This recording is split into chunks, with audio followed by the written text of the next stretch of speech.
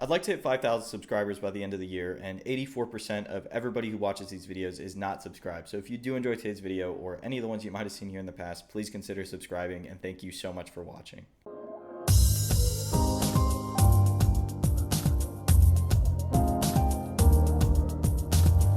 Listen, I know you've seen this probably 12 different times on 16 different channels now, but I just want to put my 2 cents in and watch this new gameplay trailer with you guys. This is like the first gameplay we're really seeing of the game that's not like a character trailer. And I think I can give you a little bit of a different perspective as somebody who hasn't played this game extensively, and I might be able to relate it a little bit better to games that you have played recently, like, I don't know, Street Fighter 5 or DBFZ or Strive. But the pace of the game, let's start with that. The pace of the game does look very similar to what I've been playing, or what I've been watching at least. It's very fast, and the same neutral principle, like the hit confirming, applies where you like run up and do 2A, 2A, or you're like mashing a button and waiting for it to hit. That sort of seems to apply still. It looks like Melty Blood.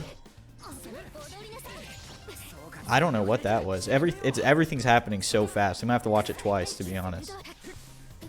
You saw there, I think he missed a DP. Like, I think he did a DP, but then he canceled into a jump. So then she couldn't punish it. That's interesting. Right there. Did he use the moon meter for that? Oh, so he's, I guess he's in his powered up state. So when he's doing special moves, his moon meter up there in the top right, the red one, is like going away. I'm guessing you get extra properties when you're in your little moon driver. Lots of jumping going on. Could wake up DP into, I think that was like EX DP, I guess. I'm not really sure what you use the meter for quite yet. Like if you can EX moves individually, or if it's just for your arc drive. That was a nice jump, actually. He blocks, I think that's an overhead. Again, overheads very much prevalent in this game because you can combo off of them. As you probably saw in the Noelle trailer, her like super far reaching overhead, the one that reaches across the screen, it's very slow, but if you get hit by it, you can get comboed. And that's not something that I'm used to in like modern games, especially like Street Fighter 5 and Strive. It doesn't feel like you get too much of a reward off of overheads. Let's go back and look at that shield real quick. So this kind of looks like a Vanish from DBFZ. I might have went back a little bit too far here, but let's take a look again. So here he's going to shield the projectile, and then he's going to disappear to the other side like a Vanish. But she parries it, or she shields it, and then she gets a punish. That's an interesting mechanic, the Vanish thing they have going on after the shield. I don't know if it uses a resource or if it's negative. It's probably negative, right? It's probably not safe, because then you would just be able to like nullify any projectile at any time. Big overhead right there. See, she combos off of it. That combo looks a lot different than any of the ones that we've seen, right? We've been seeing them stick to a lot of like BC air throw, ABC air throw. This looks like BC, I think that was like DP or something, and he's off the screen. He's gone. He shields the projectile there, doesn't do the teleport. So maybe it does use some type of meter, maybe it just didn't want to. How did he convert off of that? What did she even get hit by? Jump in. Okay, picks up with whatever move that is. I'm not very familiar with these characters. When they put out the Arcade one, if they put out an Arcade gameplay trailer, we'll definitely be all over that, because that's probably the only character that I understand well enough to like know what move she's doing. See, this is what I was talking about earlier though. This part looks like the Melty Blood that I've been learning, right? 2A, 2A, 2A, 2B. You know, pressing a lot of buttons and waiting for one of them to hit, basically. Not one touch confirm. There's powered CL. Lots of damage. That was a lot of damage. Wow, that air throw feels like it did a lot of damage too. That did a grip. Let me see. Was that an air throw or was it a command grab? Oh, I can't tell. That might have been a command grab, or and then she goes into super to finish it. The game itself looks really good though so far, right? Even that like intro screen was pretty cool. I like how simple the UI looks again. And the characters look great, right? The sprite characters look great. Oh, the intro, I didn't even notice that either. The intro turns like a golden color on the final round. That was kind of an awkward interaction there in the middle where he like jumped over her and they both just started blocking. Pop super here. Let's look at what meter gets burned. So he's about to pop super. So it burns 3. It burns 3 of your magic circuit meters. Okay, that's what it's for. His super looks really cool. Does instant air dash? What was that? Instant air dash.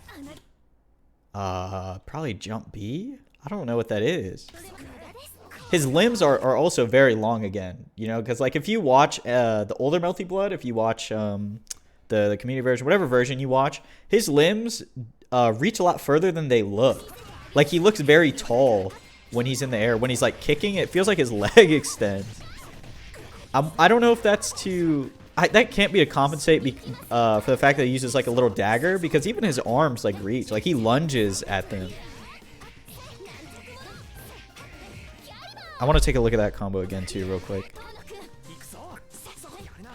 Also, if you didn't hear it there, she said his name, which I think is really cool as well, that they have like unique interactions, both like speech and intro wise. I think they might have like unique ones. So that looked like a Melty Blood block string too, right? Let's watch that again. Sorry if I'm rewinding a lot. I haven't watched this personally like by myself yet.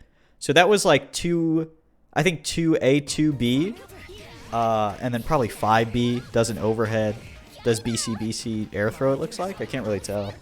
Run up grab.